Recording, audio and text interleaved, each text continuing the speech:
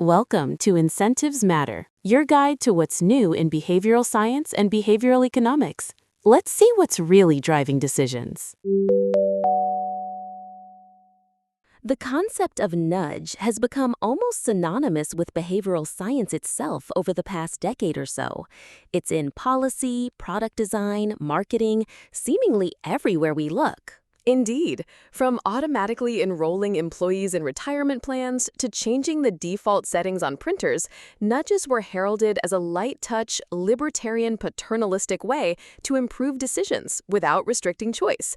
They offered a promise of efficiency and better outcomes. But what happens when the very architects of this influential idea start to express some serious reservations? It's like Frankenstein's monster, but instead of bolts and stitches, we're talking about defaults and framing effects. It's a fascinating turn, isn't it? The title of this discussion, When Nudge Comes to Shove, the Godfathers of Behavioral Economics Turn Against Their Creation, really captures that tension. It suggests that what began as a gentle push has, in some contexts, become something far more forceful and not always for the better. So, to begin, what was the original vision of a nudge and why was it so appealing? At its core, the idea of a nudge was about subtle interventions in the choice architecture, the environment in which decisions are made, to guide people toward better outcomes without coercion. The classic examples, like making healthy food more prominent in a cafeteria line or opting people into organ donation unless they explicitly opt out, illustrate this perfectly. It was about leveraging cognitive biases and heuristics, not to trick people, but to help them overcome their own decision-making shortcuts when those shortcuts led to suboptimal results.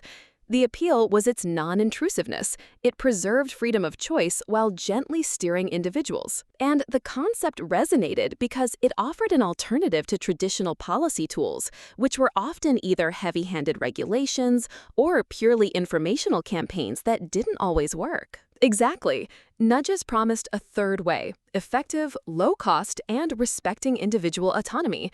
It felt like a win-win. But as with any powerful idea, its widespread adoption has led to both innovation and, inevitably, some unintended consequences and misinterpretations. This is where the shove part of the title starts to emerge. That's where it gets interesting. Can you elaborate on how this gentle nudge morphed into something more akin to a shove in practice? What are some of the ways the concept might have been misapplied or pushed beyond its original intent? One of the most significant shifts has been the move from nudges designed for individual welfare to those primarily serving organizational or commercial interests, sometimes disguised as being pro-consumer. Think about dark patterns in digital design. These are interfaces specifically crafted to trick users into doing things they might not otherwise do, like signing up for subscriptions, sharing more data than intended, or making impulse purchases. While they use behavioral insights, their aim is clearly not the user's best interest. It's manipulation, not gentle guidance. So a nudge in its purest form should be transparent and easily reversible, and it should genuinely benefit the person being nudged. But a dark pattern uses the same underlying psychological principles for opaque, self-serving purposes. Precisely. Another area where the nudge has arguably become a shove is when it shifts from being a subtle suggestion to an almost unavoidable default that requires significant effort to opt out of. For instance, some companies make it extremely difficult to cancel a subscription, burying the option deep within menus or requiring phone calls during limited hours. While technically still preserving choice, the friction involved makes it feel much closer to a mandate. The spirit of libertarian paternalism, preserving choice while guiding good decisions, is eroded when the libertarian part becomes a bureaucratic obstacle course. That brings up a crucial point about ethics. When does guiding a choice become manipulating a choice? And who decides what constitutes a good outcome? These ethical dilemmas are central to the current reevaluation. The original proponents stressed that nudges should be transparent, non-coercive, and in the best interests of the individual, as judged by the individual themselves through their revealed preferences. However, as behavioral science teams have proliferated in government and industry, the temptation to use these tools to achieve other goals, whether it's boosting specific policy metrics or increasing corporate revenue, has grown. The line between influencing and manipulating can blur very quickly, especially when the nudger has a clear vested interest. The question becomes, is the choice architecture designed to help me make a better decision or to help them achieve their goal? It sounds like the purity of the original concept has been diluted as it's been adopted more widely. It's like a scientific discovery becoming a commercialized product, losing some of its integrity along the way. A very apt analogy.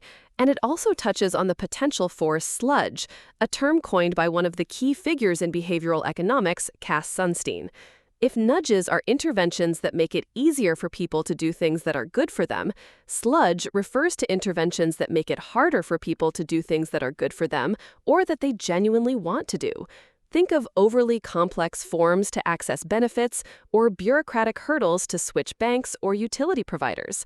It's the inverse of a helpful nudge, and it exploits cognitive burden to maintain status quo or extract rents. So, if nudge is about making the desired action easier, sludge is about making the undesired action harder. But the undesired action for whom? That's the key, right? Precisely. With sludge, the undesired action is usually undesired by the institution implementing it, not by the individual. It's a deliberate design to create friction and exploit inertia for an organization's gain. And this is a major concern for the field's pioneers, as it demonstrates how behavioral insights can be weaponized against individuals rather than empowering them. This is a far cry from the vision of libertarian paternalism, where individuals are gently guided towards choices they would likely make themselves if they had unlimited cognitive resources and perfect information. Beyond the ethical concerns and the misuse as shoves or sludge, is there also a growing recognition of the limitations of nudges themselves? Are they always as effective as initially hoped, or is there a more nuanced understanding of their impact? Absolutely. There's a much more critical look now at the effect sizes and durability of nudges. While many individual nudges show statistically significant effects, those effects are often small.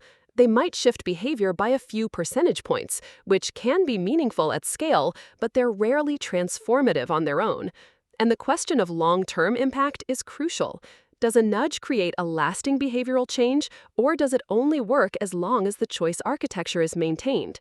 Some critics argue that nudges address symptoms rather than root causes, offering quick fixes instead of tackling systemic issues. So a nudge might get someone to sign up for a retirement plan, but it won't necessarily help them understand why saving is important or how to manage their investments over the long term. That's a good distinction.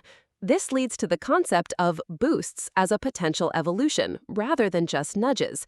Boosts aim to improve competence and decision-making skills directly, rather than just altering the environment.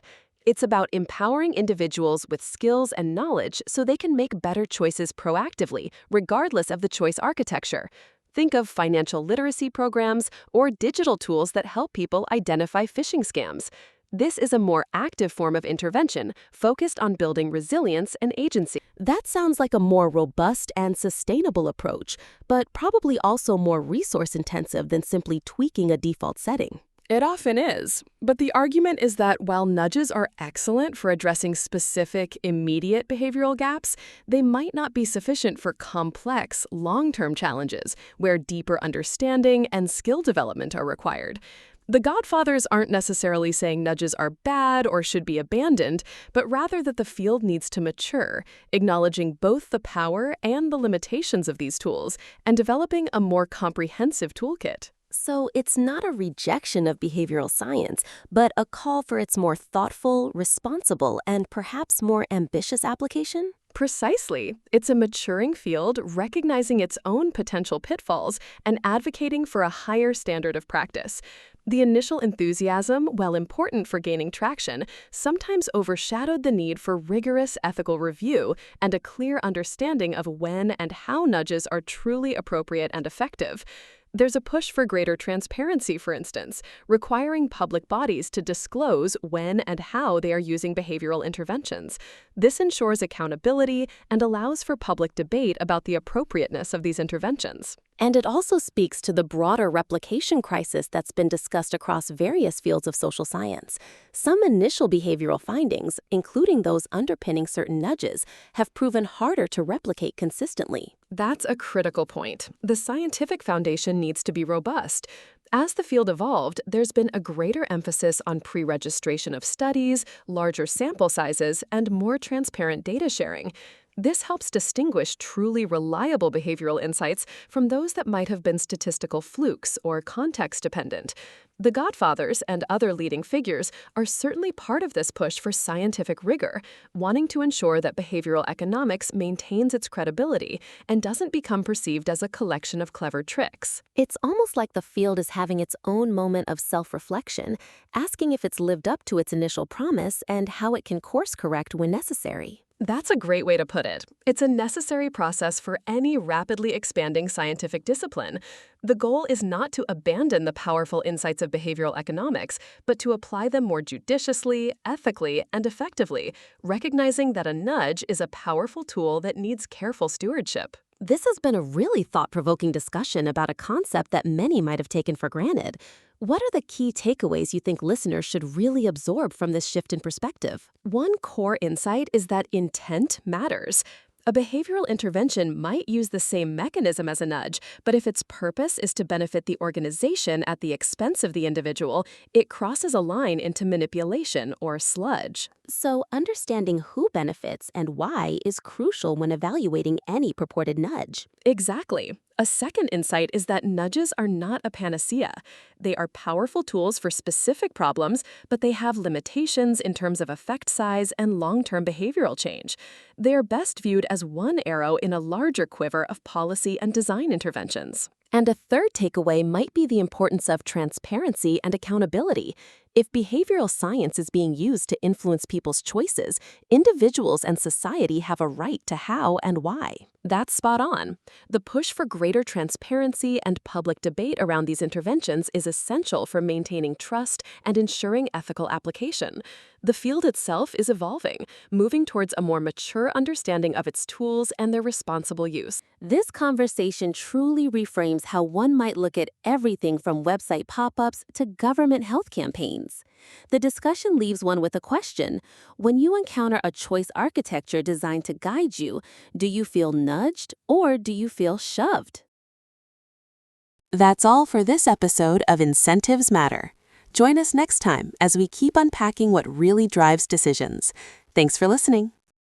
Choose wisely, or at least know why you didn't.